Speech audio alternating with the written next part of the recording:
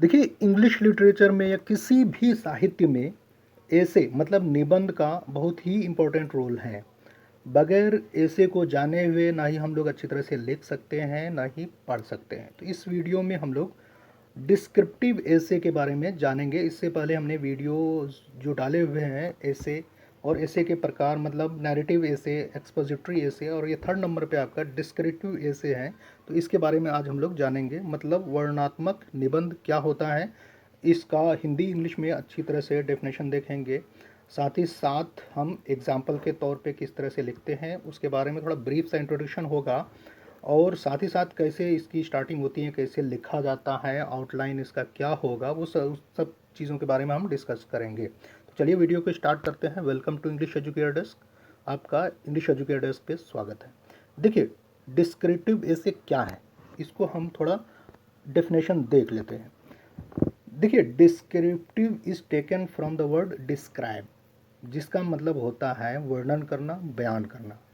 मतलब हम किसी चीज़ को अगर बयान करते हैं, बताते हैं, डिस्क्राइब करते हैं, उसी चीज़ को हम डिस्क्रिप्टिव ऐसे बोलते हैं।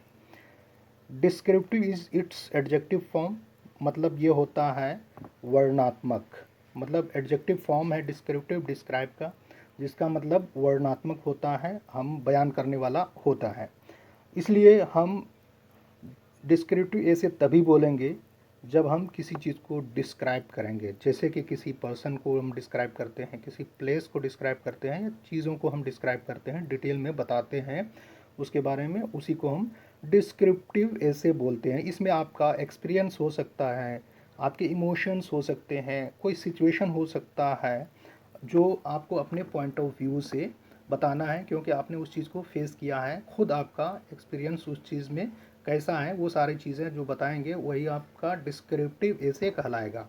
एग्जाम्पल के तौर पे, उदाहरण के लिए आप देखिए कि डिस्क्राइब अ पर्सन, मतलब किसी पर्सन को आप पिक करेंगे। जैसे मान आप जिसको अच्छी तरह जानते हैं, आपके कोई भी हो सकते हैं, आपके भाई हो सकते हैं, आपका फ्रेंड हो सकता है। तो मान लिया जाए आपका फ्रेंड है रामू, तो बोलेंगे Ramu is my best friend, he is a student of 8th class and so on, और इस तरह से आप लिखते जाएंगे। रामू के बारे में आप इसलिए डिस्क्राइब कर सकते हैं क्योंकि वो आपका बेस्ट फ्रेंड है, उसकी अच्छाई बुराई सब आपको पता है। इसी तरह से आप डिस्क्राइब एन ऑब्जेक्ट और प्लेस, जो आपका कनेक्शन जिस जगह से है, स्पेशल कनेक्शन है, कोई पार्क है, कुछ चीज़ें ऐसी हो सकती हैं जहाँ पर आप बराबर आना जाना होता रहता है, तो उस चीज़ को आप सही तरह से डिस्क्राइब कर सकते हैं। आपका स्कूल हो सकता है क्योंकि आप उससे कनेक्टेड होते हैं बचपन से। इस तरह से प्लेग्राउंड है, या कोई फेरी टेल है, मतलब परियों वाली कहानी जिसको आपने दादी नानी से सुना है, तो उस तरह से आप ऐसे के तौर पे आप उसको डिस्क्राइब कर सकते हैं। तो वो आपका डिस्क्रिप्टिव ऐसे कहलाएगा। ठीक है, चलिए अब डिस्क्रिप्टिव ऐसे को लिखा कैसे जाता है इसके बारे में जान लेते हैं। इसके क्या स्टेप्स हैं लिखने के। देखिए, आपको 3 स्टेप्स में ऐसे को ख़त्म करना है। मतलब एक आउटलाइन जो है वो इस तरह से है कि आप जब ऐसे को स्टार्ट करेंगे वो इंट्रोडक्शन से होगा। मतलब आपके फ्रेंड हैं, आपके फैमिली मेम्बर हैं, या कोई जगह है, उसको आप इंट्रोडक्शन के तौर पे 2-4 लाइन आप इंट्रोडक्शन देंगे।